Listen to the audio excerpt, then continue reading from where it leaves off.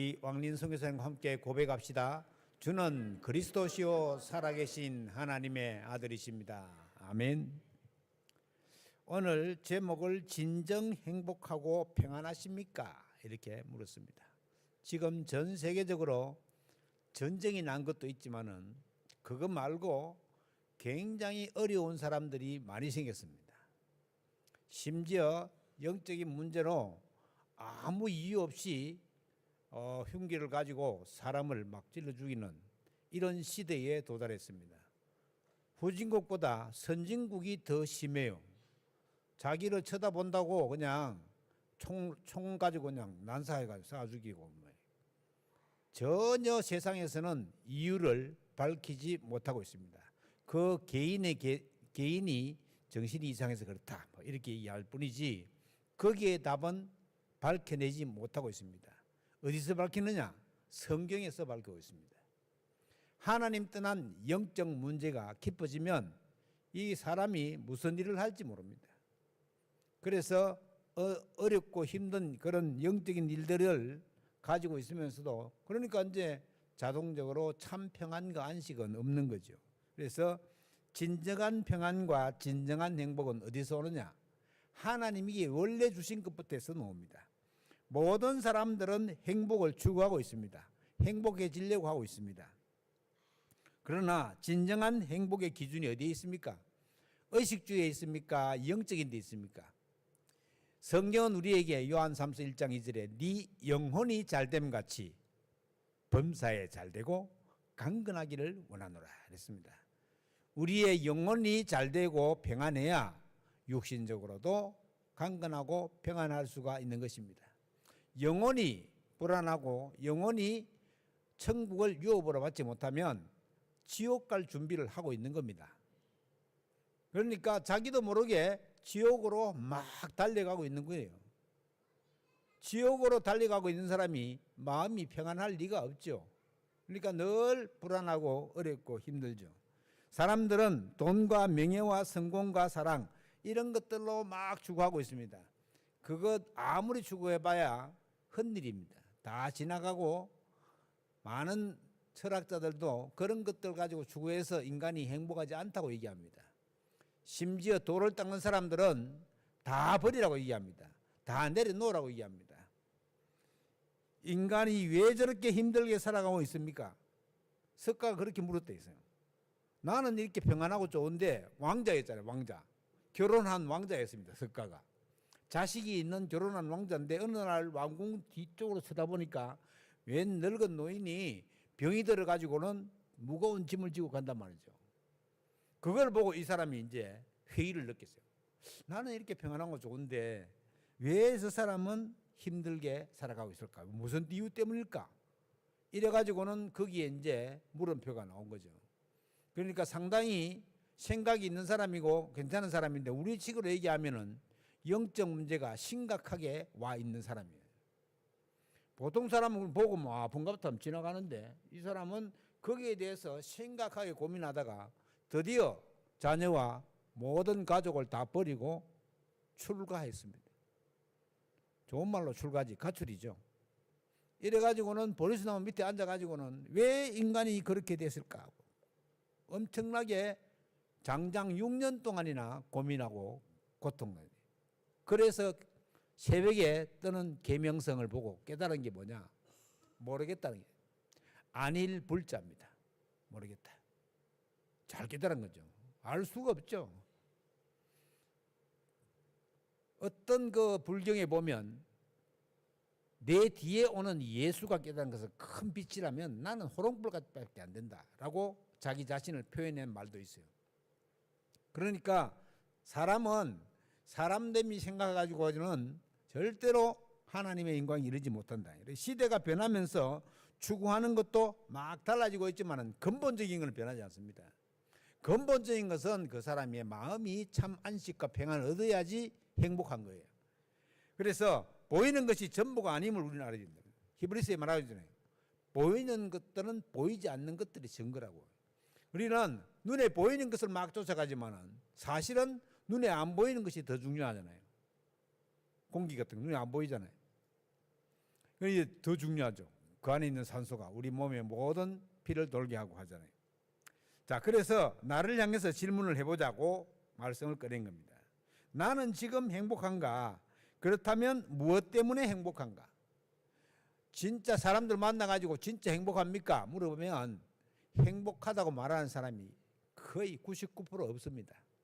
다 이것 때문에 저것 때문에 다 행복하지 않다. 100%. 그러니까 지금 무엇 때문에 행복한가 우리가. 그리고 나는 행복하지 않는데 왜 행복이 없느냐.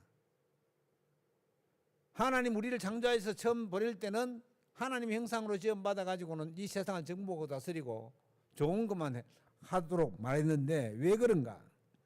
우리에게 있는 여러 가지 경제 문제, 자녀 문제, 건강 문제 이런 문제 때문에 불행한지 진짜 이것이 우리에게 걸림돌이 되는지 뭐 건강 문제 같은 경우에는 자기 자신하고 직결되니까 예를 들어서 요즘 많이 생기는 암 가만히 있다가 어느 날 진단을 해보니까 암이 걸렸단 말이죠. 이러면 이제 보통 문제가 아니죠. 그 이제 우리나라 사람하고 미국 사람하고 좀 다르대요. 암 걸리면. 그냥 미국 사람들은 암 걸리면 암하고 친하게 친구하고 지낸대요. 그런데 막 우리나라 사람들은 암 걸렸다 그러면 막 죽는다고 생각하는 거예요. 그 이제 안 죽는다고 생각하고 내가 제대로 치료를 해야 되겠다. 이런 사람들은 좀 오래 살고 아이고 암 걸리서는 죽겠다. 그런 죽는 거예요. 그러니까 여러 가지 상황이 달라져요. 건강 같은 문제 그런 문제입니다. 보통 암이 밖으로 드러나면 20년 전에 시작된 거잖아요. 20년 전에. 그리고 오랫동안 지내와가지고는 어느 날 갑자기 암이 팍 걸리는 게 아니란 말이죠. 감기처럼. 우리가 뭐 몸을 좀 잘못 간수하거나 날씨가 춥거나 이러면 감기가 딱 걸리잖아요. 그러니까 암은 그렇지 않아요. 암은 오랜 기간 동안 이게 되어 왔다가는 문제가 딱 생기는 거예요. 그래서 이런 특히 뭐 경제 문제 같은 경우에는 지금 사고 일어나는 게 거의 대부분 경제 문제 때문에 일어나요. 자녀가 3명인데 자기 부인까지 싹 다 죽이고 자기도 자살하라고 자기는 안 죽었어. 죽어버려야 되는데 부인도 죽이고 아이 3명 죽이고 자기도 죽으려고 죽었는데 안 죽었어. 이래가지고 왜 네가 자살하려고 했나 원인이 뭐고 다 경제 문제예요. 이게 이제 어려움을 갖다가 가중시킨 그 미국의 경제학자가 얘기했습니다. 사람이 돈이 많으면 한 70%는 아무 문제가 없다. 70%. 돈만 많이 쓰면. 그래서 막 사람들은 막 돈을 추구하는 거죠. 그게 이제 만몬이라 그래가지고 돈이 그 신입니다. 신. 그래서 사람들이 돈을 안 믿는다고 생각하지만은 돈을 막 믿는 거예요. 이래 가지고는 거기 하나님 아닌 것에 믿는 게 들어가면 어떻게 돼요? 우상이 되는 거죠. 우상이 되면은 그게 저주와 재앙이 따라 붙잖아요. 그러니까 돈을 잘 번다고 그게 좋은 것도 아니다. 돈이 많다고 좋은 것도 아니에요. 꼭 재벌들한테 물어보세요. 당신 돈 많은 게 좋다고 생각하는 물어보세요. 안 좋습니다. 그놈 관리하느라고 너무 힘든다요. 그래서 우리가 여러 가지 경제 문제, 자녀 문제 이것도 자녀 문제 이건 또 심각하죠. 초등학교 2학년만 딱 되면 지 맘대로 하려고 합니다. 옛날에는 그래도 초등학교 6학년까지는 괜찮았는데 요새는 6학년까지 안 가요. 조금 빠른 애들은 2학년, 좀 더 빠른 애들은 1학년 학교 때 가져봐나 바로 막 되던다. 이게 부모가 어찌할 수 없는, 특히 믿음에 관해서는 부모가 그야말로 격대 교육으로 잘 구슬려 가지고는 복음의 언약에 굳게 서도록 만들지 않으면 다 교회를 떠납니다.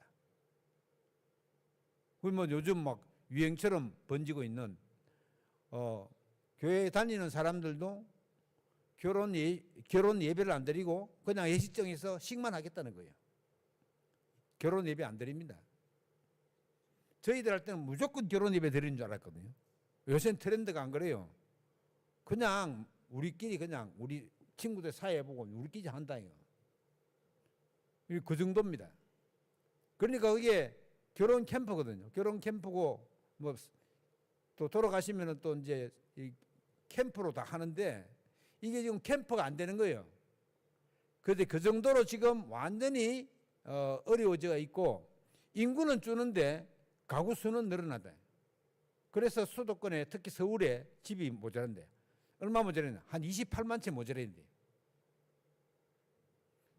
인구는 1000만에서 930만으로 줄었대요. 한 70만 줄었대요. 인구가. 그런데 집을 계산을 해보니까는 혼자 사는 사람이 너무 많아. 그러다 보니까 이제 집이 모자라는 거예요. 그걸 28만 채 모자라는데 금방 되는 게 아니잖아요. 집이. 보통 이렇게 계획 잡아가지고 하려고 하면 한 5년 걸린다네요. 그러면은 이제 걸리기까지 이제 집값이 우리나라는 특히 또 이제 다른 나라에는 없는 전세가 돼. 전세. 그러니까 전세값이 올라가면은 월세값도 올라가고 집값도 올라가고 다 올라가는 거예요. 그러니까 이제 전세를 이제 가능하면 전세를 안 주려고 그러죠, 사람들이. 왜냐하면 그 돈을 내줘야 되니까 나중에. 그러니까 어떤 경우에 보면은 전세값이 집값을 앞지르는 경우도 있어요. 심할 때는. 그러니까 사람들이 이런 경제 문제, 어려운 자녀 문제, 거기다가 좀 아팠다 하면 건강 문제까지 이런 거 가지고는 다 어려움을 당하고 있더라고요. 과연 내가 해결할 수 있는가 이게. 경제 문제나 여러 가지 자녀 문제나 건강 문제 이런 거 다 해결할 수 있어요. 어떻게 조금씩은 해결할 수 있는데 하나님 떠나서 오는 영적 문제는 내 자신 스스로 해결할 수가 없는 겁니다. 구원받지 않으면 불가능한 거예요. 하나님 만나지 않으면 불가능하잖아요. 그리고 내가 참 기쁨이 올 때 무엇 때문에 기쁜가요? 그냥 손자가 재롱 뜨니까 웃겨가지고 웃는 거냐? 진짜. 그냥 손자가 웃으니까는 막 그냥 기분이 좋고 같이 웃겠더라고. 그런데 진짜 내가 참 기쁨과 평안이 뭐냐? 잠시 쾌락으로 오는 기쁨은 영원한 기쁨과 평안과 행복이 아니라는 사실을 우리는 잘 알고 있습니다. 그러면 인간을 만드신 하나님은 과연 누구십니까? 무능과 가난과 질병으로 힘들게 하려고 나를 창조하지는 않았을 것이다. 하나님이 왜 나를 창조하셨습니까? 왜 나를 창조하시고 나를 구원하셔서 부르셨습니까? 전 세계 237개 나라 5천 미전도 종족에 복음 전하기 위해서, 즉 세계 복음화를 하기 위해서 우리를 부르셨다. 그러면 그 부름에 호응하면 자동적으로 참 평안과 안식이 찾아올 뿐만 아니라 그 속에서 기쁨이 일어나게 되어 있습니다. 하나님은 인간을 만드시고 난 다음에 그 코에 생기를 불어넣어서 생명이 되게 하셨다고 창세기 2장 7절에 말하고 있습니다. 우리가 지금 살아가고 있는 생기를 가지고 살아가고 있는 것은 하나님의 영이 우리 가운데 들어왔습니다. 그러면 이 하나님의 영이 우리 가운데 들어오면 확실히 우리가 알고 누리려고 하면은 진짜 하나님을 만났다고 하는 구원의 비밀을 우리가 알고 있어야 된대.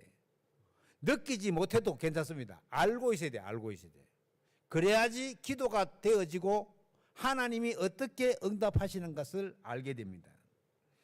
하나님은 우리 인간을 만드실 때에 영혼을 가진 존재로 짐승과 구별되게 창조하셨습니다. 진화론처럼 원숭이가 진화해가지고 사람 된 게 절대 아니라는 사실.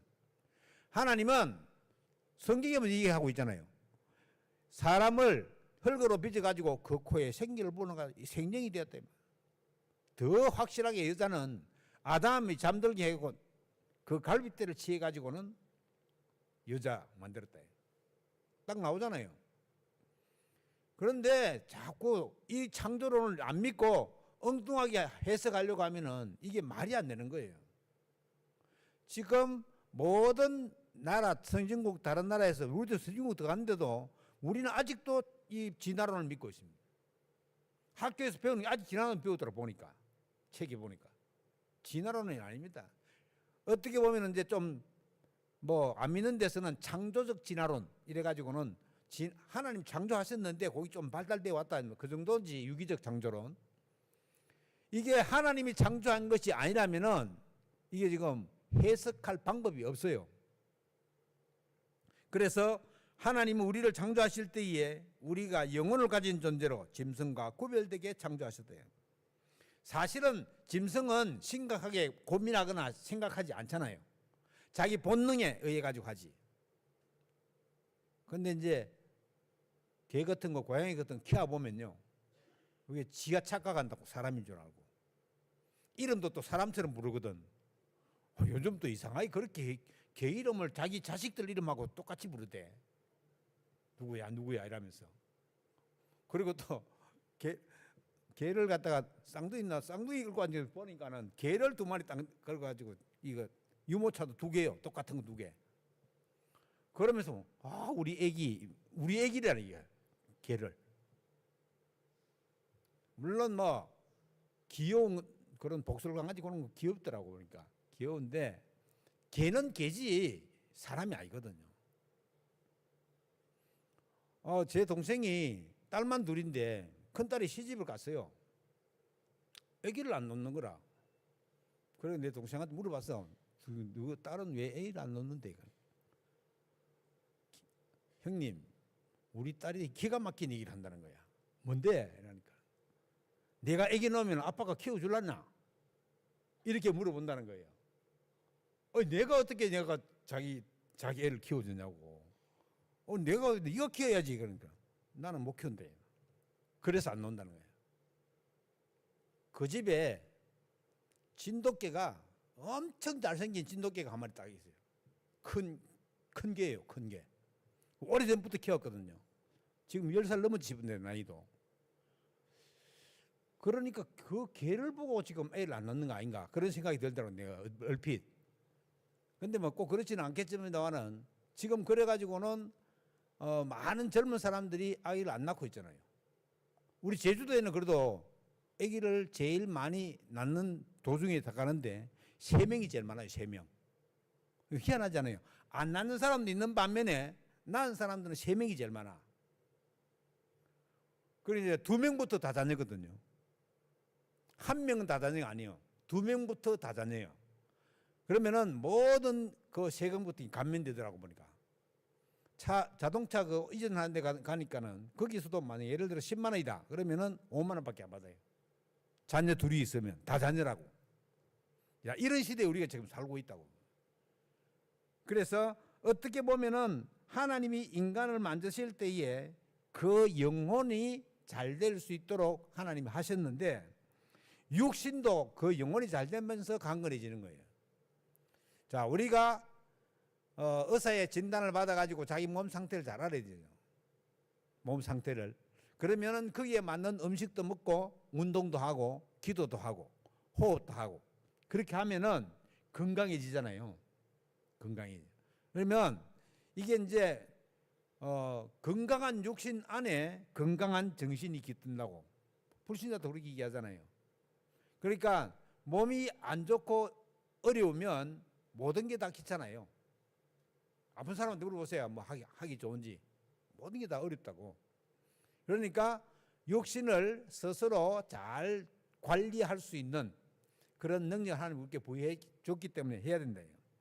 자, 그러면 우리 주위에 하나님은 방황하고 있는 사람들에게 어떻게 말해주기를 원하시냐. 예수님도 처음에 와가지고는 제일 먼저 하신 말씀이 뭐냐. 수고하고 무거운 짐진 자들아 다 내게로 오라. 내가 너희를 쉬게 하리라. 이 짐은 마음의 짐을 말합니다.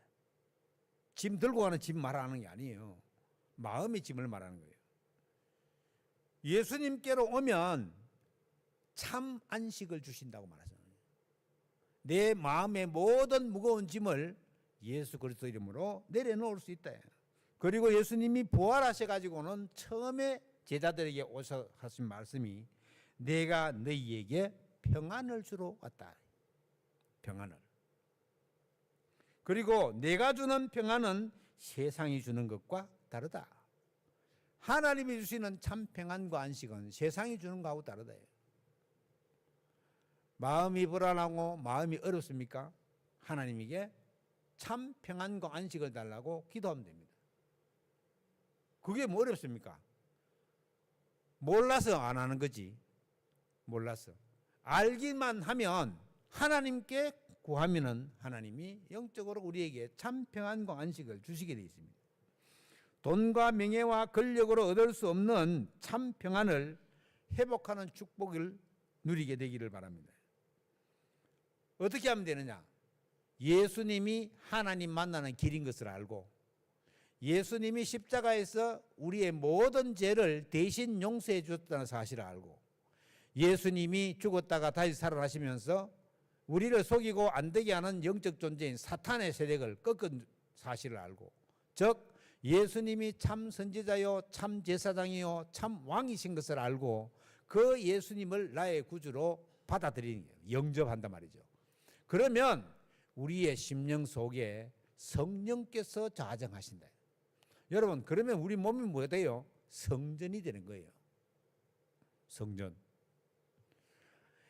하나님이 우리 가운데 와 계신다. 그러나 아무것도 문제가 되지 않습니다. 오는 데는. 내가 내 마음의 문을 열고 예수님을 참 선지자 되시고 참 제사장 되시고 참 왕 되신, 요게 창세기 3장 문제를 해결하는 거예요. 창세기 3장이 하나님 떠났고 원죄 가운데 빠지고 사탄에게 묶인 거예요. 요 세 가지 문제를 예수님이 직접 와서 해결하시대요. 왜요? 왕도 보내고 선지자도 보내고 제사장 보내고 안 되는 거예요. 그래서 하나님이 직접 보내시기로 작정했습니다. 예수님이 2000년 전에 직접 오시기 전까지는 그 표시로 양 잡거나 소를 잡아서 그 피를 흘려가지고는 죄를 대속받았어요. 미스바 운동을 딱 하는데 미스바 광장에 사무엘이 이스라엘 모든 백성을 모아놓고 뭐 했습니까? 번제를 드렸다. 번제를. 짐승을 잡아가지고는 피를 흘리며 번제를. 이건 무슨 말입니까? 예수 그리스도의 십자가의 피를 회복했다는 말이에요. 복음을 회복했다는 말이에요. 다 우상 숭배하고 막 어려워가지고는 블레셋이 계속 전쟁하고 있는데 그걸 이길 수 있는 방안을 사무엘이 딱 찾아낸 거예요. 아, 우리가 복음을 놓치고 있었구나. 이래서 번제를 드렸어요. 그러니까 이제 블레셋이 저것들이 모여가지고 작당하는 줄 알고 와서 가서 다 무찌르자면서 군대 쳐들어왔는데 하나님이 우레를 발해가지고 요즘 시간에 번개를 쳐가지고 막 어지럽게 하니까 배에서 다 도망갔대요. 이스라엘 백성이 그렇게 한 증이야 허다합니다. 심심하면 하나님이 우박을 이제 사람 머리통만한 우박을 갖다 확 내려가지고 거기 맞아가 다 죽어요. 성경이 이렇게 얘기합니다. 칼에 맞아 죽은 사람보다 우박에 맞아 죽은 사람이 더 많다. 그렇게 됩니다. 우리가 복음의 비밀을 바르게 잡고 기도하면은 하나님이 다 하신다. 예수 그리스도를 조용히 마음의 주인으로 받아들이는, 지금 나의 주인으로 받아들입니다. 언제든지 괜찮습니다. 나 사람들이 인데서 못하겠네. 집에 가서 조용히 화장실에 앉아서 해도 됩니다. 내 문제를 해결하심. 내 문제가 뭡니까? 하나님 떠난 문제, 원죄 가운데 빠져있는 문제, 마귀에게 붙잡혀 있는 문제. 안 붙잡혀 있는 것 같죠? 내 자신을 믿는 것도 궁극적으로는 마귀에게 붙잡혀 있는 문제입니다. 이 세 가지 문제는 사람의 힘으로 해결할 수가 없습니다. 석가가 아무리 6년 동안 버리스나무 밑에 앉아 있어도 자기 죄 문제를, 인간의 죄 문제를 해결하지 못했대요. 빛을 보지 못했다. 인간의 힘으로는 해결할 수 없습니다. 그래서 하나님이 직접 사람을 보내세요. 그래서 성령으로 잉태되어져 오신 분이 바로 예수 그리스도입니다. 그리스도라는 그 속에 참 선지자, 참 제사장, 참 왕이라는 말이 포함되어 있습니다. 오늘 부활주일입니다. 나의 원죄와 자범죄와 우리 조상들이 우상숭배한 죄까지 싹 다 사하시기 위해서 그리스도께서 사람의 몸을 입고 오셔서 십자가에 못 박혀 죽으시고, 여러분 십자가에 못 박혀 죽는다는 건 이거는요 보통 사건이 아닙니다. 예수님이 얼마나 그 고통을 알았으면 하나님이시여 이 잔을 할 수만 있다면 내게서 비켜가게 해 주십시오. 그러나 나의 원대로 하지 말고 아버지의 원대로 하옵소서. 이래가지고 하나님이 원래 계획한 대로 예수님이 십자가에 못 박혀 죽었잖아요. 다행인 것은 로마 군인이 창으로 옆구리를 찔러가지고 빨리 죽었어요. 보통 십자가에 못 박혀 죽도록 걸어놓으면 6시간 넘어야 돼. 6시간. 6시간 넘어야지 진이 다 빨리 죽는데요. 그런데 예수님은 빨리 죽었어. 왜냐하면 십자가 창 가지고 옆구리 찔러가지고 피를 확 다 쏟아. 금방 죽었어요. 그러고 난 다음에 무덤에 아리마대 요셉의 무덤에 들어갔잖아요. 3일 동안 있어요. 3일 동안. 금요일 저녁에 십자가에 못 박혀 죽었는데 주일날 새벽에 다시 살아나신 거예요. 그가 약속하신 대로 다시 살아나셨대요. 자, 이 3일 만에 부활하신 날을 기념하는 날이 바로 부활주일이에요. 이건 뭐 어마어마한 날입니다. 그러나 우리는 날마다 부활주일이요. 날마다. 우리가 그리스도 예수 안에 있으면 날마다 부활주일이에요. 그러는 예수님은 보이는 하나님이시대. 이걸 삼위가 일체로 나오죠. 일체. 성부 하나님, 성자 예수 그리스도, 성령 하나님. 성부 하나님과 성령 하나님은 실체가 없습니다. 성자 예수 그리스도만 실체가 있어요. 그래서 우리가 뭐 하나님 믿는다, 성령님 믿는다 안 그러고 예수 믿는다고 하는 거예요. 실체로 믿는다는 거예요. 우리는 허황된 것을 믿는 사람들이 아닙니다. 정확한 언약을 붙잡고 실체를 믿는 거예요. 예수 그리스도를 믿는 것입니다. 여호와 하나님의 이름이 예수 그리스도입니다. 인간이 해결할 수 없는 문제를 그가 십자가에 죽으시고 다시 살아나심으로 해결하신 그리스도이십니다. 만약에 석가가 그리스도 같으면 우리는 석가를 믿어야 돼요. 석가 소크라테스 공자는 사람입니다. 세계 4대 성이라고 그러잖아요. 석가 소크라테스 공자 예수 세계 4대 성이라고 하잖아요. 그 중에 예수는 하나님이에요. 하나님. 사람의 몸을 입고 온 하나님. 그러니까 예수님을 하나님으로 안 믿는 여호와의 증인들, 마호메트들 이는 전부 다 가짜입니다. 전부 다 우상 숭배하는 거예요. 예수님이 살아계신 하나님의 아들이신 것을 믿는 자만이 구원 얻을 수 있습니다. 가장 인간답게 사는 길은 뭐냐? 예수 그리스도를 깊이 알고 믿는 일뿐이다. 예수 그리스도를 안 믿는데 어떻게 인간답게 삽니까? 인간이 인간답게 살 수가 없어요. 그래서 인간답지 않은 일들이 막 세계도처에 일어나는 거예요. 왜요? 예수를 안 믿기 때문에. 우리가 환경운동을 많이 하잖아요. 기후협약에 막 참가 안 하고 그러잖아요. 강대국 참가 안 해요. 중국, 미국 참가 안 해요. 기후협약에. 저 마음대로 하려고. 그래 이제 막 전 유럽의 나라들하고 우리나라 들어가거든요. 잘하라고. 탄소 중립이다 막 하고 탄소를 막 주고 사고 팔고 해요. 많이 생기면. 그런데 사실은 그거를 운영하는 인간이 구원을 받아야 제대로 되는 거예요. 환경을 아무리 잘하려고 해도 타락한 인간은 어쩔 수 없이 환경도 같이 타락하게 돼 있는 거예요. 창세기 3장 16절부터 2절 보면 나오잖아요. 인간 타락할 때 가시 엉겅퀴가 나오고 이게 환경도 같이 타락하는 거예요. 제대로 환경운동을 하려면은 환경운동하는 사람들 다 구원을 받아야 돼요. 그래야지 이게 회복된다고요. 우리가 예수 그리스도를 내 인생의 주인으로 모시면 진정 평안하고 행복하며 참 안식의 축복을 받게 된다. 우리가 진짜 예수 믿는다면 하나님의 능력과 비전을 발견해야 됩니다. 지금 우리가 이 땅을 살다가 죽으면 끝이 아닙니다. 내세가 있습니다. 내세가. 어디 나옵니까? 누가복음 16장 19절로 31절에 예수님이 직접 제자들에게 부자와 나사로 얘기를 예로 들어서 말씀해 주셨습니다.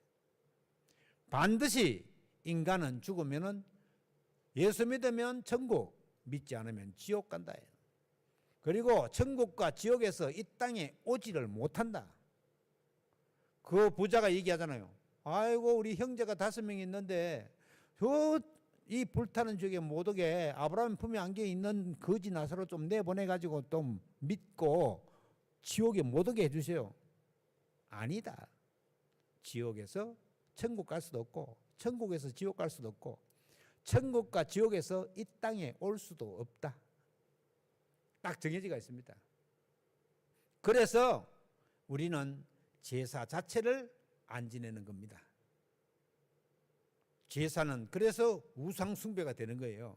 이런 세계관을 가진 미국 사람들과 유럽 사람들은 처음부터 제사를 안 지냈어요. 처음부터. 동양에 있는 뭐 일본, 한국, 중국, 뭐 베트남 몇 개 나라만 제사 지내요. 그 성경적 세계관을 가진 사람은 제사 안 지내요. 왜요? 영혼이 안 오거든, 알거든. 그게 막이고 천사가 타락한 존재는 사실 알아요. 우리만 잘 모르지.